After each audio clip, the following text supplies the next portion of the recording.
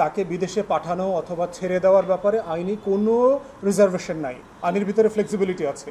আমার কাছে বরাবরই মনে হয়েছে যে বিএনপির দুর্দান্ত একটা মৃত্যুকে আলিঙ্গন করে একটা আন্দোলন করবার ক্ষেত্রে সবচেয়ে বড় বাধা যেটা বিএনপির নেতৃবৃন্দ দেখছেন সেটা হচ্ছে বেগম খালেদা জিয়াকে দেশে রাখা।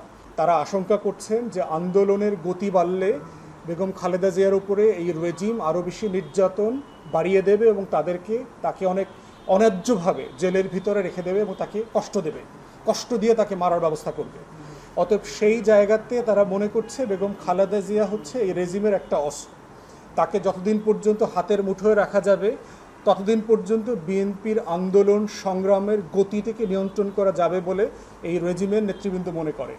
যেই বাংলাদেশে মৃত্যুদণ্ড পাওয়া কনভিক্টেড ক্রিমিনালকে রাষ্ট্র ক্ষমা করে দিতে পারে, সেখানে একটা তুচ্ছ মিথ্যা মামলার 2-4-5 কোটি টাকার একটা করাপশনের মামলায়, যেটা একটা পুরো ফাও মামলা, যেই টাকাটা কখন চুরি হয় নাই, সে টাকাটা সরকারের অ্যাকাউন্টে আছে, 2 কোটি টাকা বেড়ে 8 কোটি টাকা হয়েছে, সেরকম একটা তুচ্ছ মামলায় সাবেক প্রধানমন্ত্রীকে দেশের বাইরে যেতে দেওয়া যাবে না। এটা কোনোভাবেই আইনসঙ্গত কোনো বুদ্ধিমত্তা আছে, ন্যূনতম কমন সেন্স আছে এমন মানুষের জন্য কনভিন্সিং আর্গুমেন্ট না।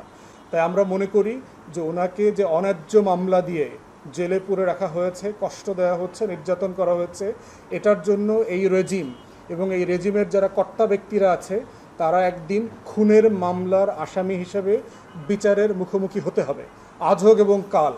এবং এটা একটা মানবতা বিরোধী অপরাধ। একজন সাবেক প্রধানমন্ত্রীকে এই লেভেলের নির্যাতন করা, টর্চার করা, কোনো এভিডেন্স ছাড়া যাচ্ছে তাই মামলার রায় দিয়ে যেটা করা হচ্ছে, আমরা এটা নিন্দা এবং প্রতিবাদ জানাচ্ছি। বেগম খালেদা জিয়াতে আসলে জেনুইনলি অসুস্থ। নীতিগতভাবে আমার পজিশন হচ্ছে আমি বাংলাদেশের কোনো জনপ্রতিনিধির দেশের বাইরে চিকিৎসা, শিক্ষা, বেসিক শিক্ষা নেবার পক্ষে না, ইন্টারমিডিয়েট লেভেল পর্যন্ত ন্যূনতম। যে বাংলাদেশের প্রত্যেক জনপ্রতিনিধি তার ছেলেমেয়েদেরকে বাংলা মিডিয়ামে পড়াতে হবে, বাংলাদেশের সরকারি হাসপাতালে ট্রিটমেন্ট নিতে হবে এবং বাংলাদেশের ভিতরেই তার সেবা নিতে হবে। এইটা যদি না করা হয় তাহলে বাংলাদেশের প্রেসিডেন্ট, প্রধানমন্ত্রী, তমুক মন্ত্রী, দাঁতের ডাক্তার, চোখের ডাক্তার, এইটা করা সেটা করা, সর্দি হয়েছে জার্মানিতে যাওয়া, এই যে কালচার ডেভেলপ করেছে এই কালচারটার আমি বিপক্ষে নীতিগতভাবে। কিন্তু ব্যক্তি নাগরিক হিসাবে যে কারো অধিকার আছে তিনি কোথায় যাবেন, কোথায় সফর করবেন, কারণ উনি এখন জনপ্রতিনিধি না, উনি একজন প্রাইভেট সিটিজেন। এখন তো প্রাইভেট সিটিজেন হিসাবে উনি কোন দেশে যাবেন, কোথায় ট্রিটমেন্ট নেবেন, বিদেশে ঘুরতে যাবেন কিনা সেটা তার নিজস্ব এখতিয়ারের ব্যাপার। আমার কাছে বরাবরই মনে হয়েছে যে বিএনপির দুর্দান্ত একটা মৃত্যুকে আলিঙ্গন করে একটা আন্দোলন করবার ক্ষেত্রে সবচেয়ে বড় বাধা যেটা বিএনপির নেতৃবৃন্দ দেখছেন সেটা হচ্ছে বেগম খালেদা জিয়াকে দেশে রাখা।